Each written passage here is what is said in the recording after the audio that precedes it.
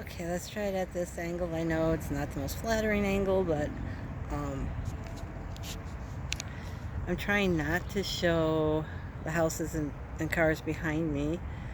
And for some reason, my camera really wants me to show that. So that's a little bit better there. Yeah, for a walk.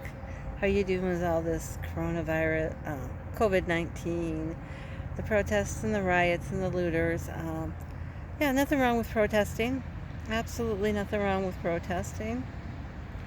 I disagree with rioting, and I think looting is just pathetic.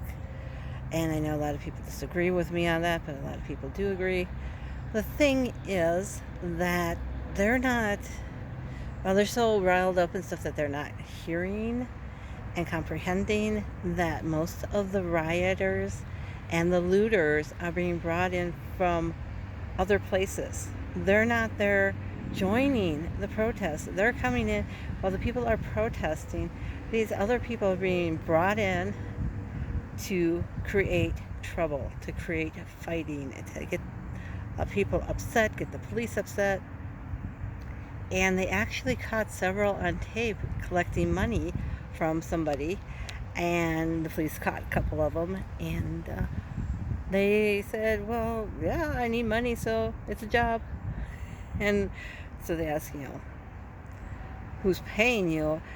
And this group that they caught, the people they caught, one of them named an organization in Europe. Now, this organization in Europe has gone silent, as far as I know. Last I heard, they've gone completely silent. They're not saying yes or no that they're involved with this. So, if you think that the protesting and the rioting and stuff that's getting the looting and rioting is getting the protesters noticed and it's getting the word across, actually it's not. They're not trying to help you get the word across. They're just trying to screw everybody over. So yeah, I have to move pretty soon. The sun is shifting, but yeah, it's been very stressful. I've made 3 or 4 videos that I didn't post because after I thought about them and what I had said, it was like not the right time for some of them. I did do a First Samuel's 15:16, but it went over 15 minutes long, and it's like, I really have to get that cut down a bit.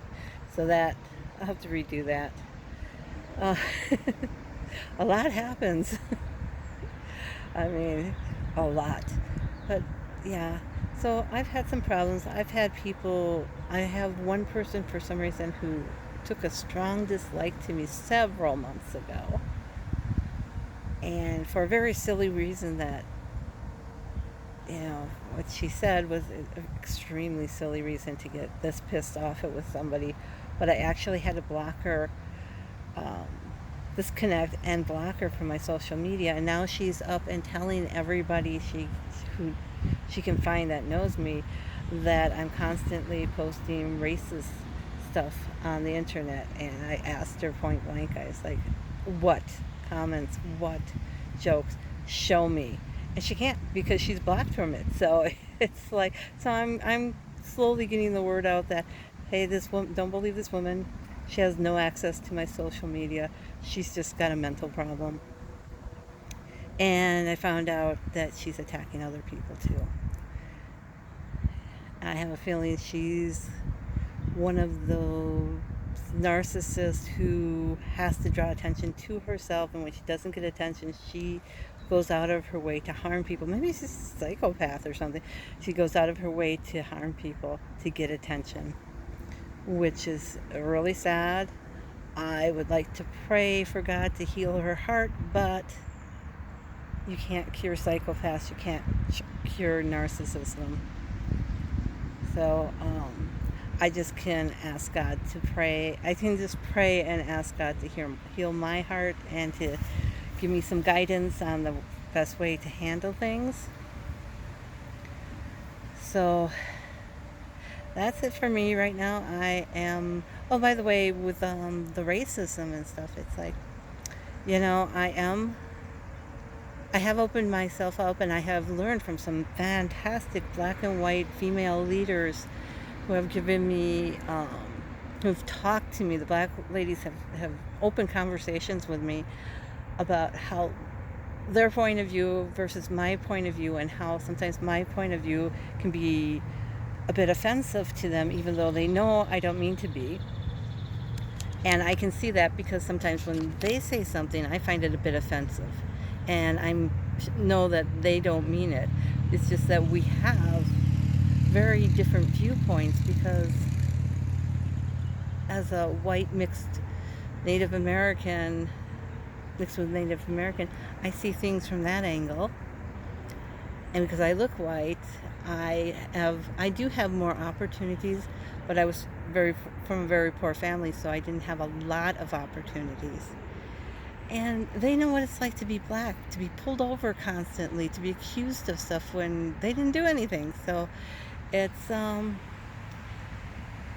pretty cool. I stopped reading for a while because I just got kind of like fed up with books and things, and now they've given me lists of books to read, and I'm listening to some, and yeah, it's really interesting. I'm not just learning about blacks today, but the history of some of the people and the movements, and just seeing things from a different point of view. I'm learning a lot about New York City right now and the history of it, and it's fascinating, and it is changing the way I look and think of things.